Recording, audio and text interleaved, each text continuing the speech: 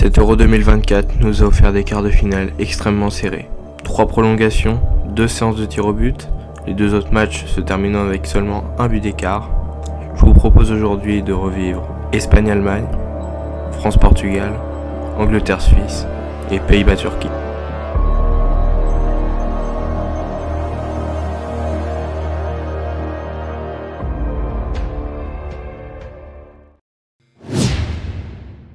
Commençons donc par le match Pays-Bas-Turquie, qui a vu une élimination difficile pour la Turquie à hauteur d'un très bon match.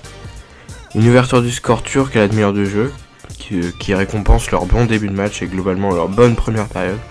Mais les Pays-Bas sont mieux revenus des vestiaires et ont égalisé par l'intermédiaire de De Vrij à la 70e avant de prendre l'avantage quelques minutes plus tard sur un CSC.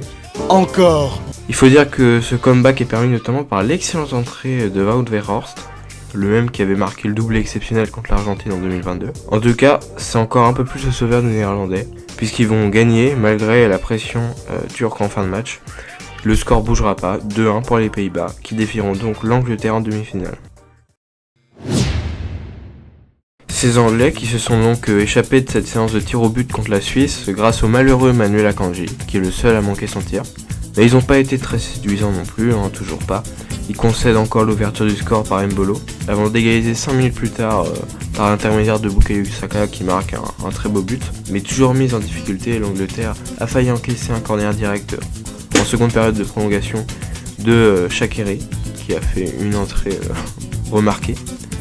Mais donc c'est donc l'Angleterre qui remporte la séance de tir au but, tout comme la France la veille.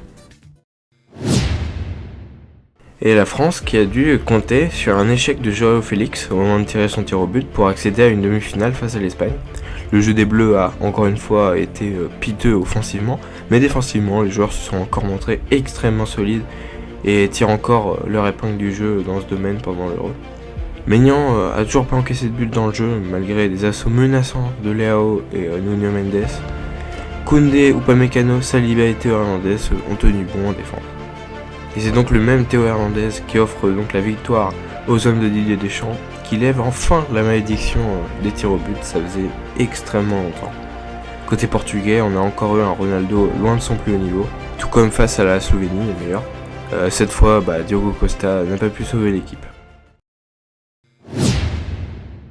Le match le plus intéressant dans le jeu de ces quarts de finale, c'était le match Espagne-Allemagne, qui nous a tenu en haleine jusqu'aux tout derniers instants de la prolongation et le but libérateur pour l'Espagne de Mikel Merino. L'Espagne a dominé le match, notamment en ouvrant le score en début de seconde période, mais l'Allemagne a tout de même cherché une égalisation dans les tout derniers instants par Florian Wirtz. Les Espagnols sont très probablement favoris pour affronter les Bleus en demi-finale, mais ce sera sans Carvajal et le Normand, bêtement suspendu.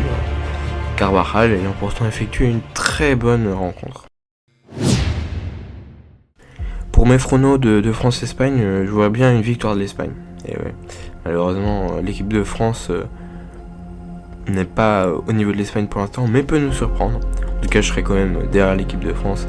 Et je pense que c'est tout à fait quand même possible au vu de ce qu'on a vu depuis le début de l'Euro, assez très très solide en défense. Pour l'Angleterre et les Pays-Bas, je pense que l'Angleterre devrait être bien meilleure pour sortir cette équipe batave. Pour leur premier choc de cet Euro, parce que jusque-là ils ont eu des matchs relativement simples en termes de standing d'équipe. Mais j'espère une victoire des Oranges parce que c'est une équipe qui a été beaucoup plus sympa. Et puis j'aimerais bien voir Gaëtan Porte-Sud dégagé. En tout cas, merci d'avoir écouté cette vidéo, j'espère qu'elle vous aura plu. C'était un rapide topo sur les quarts de finale de cet Euro 2024, un petit résumé. Allez, ciao.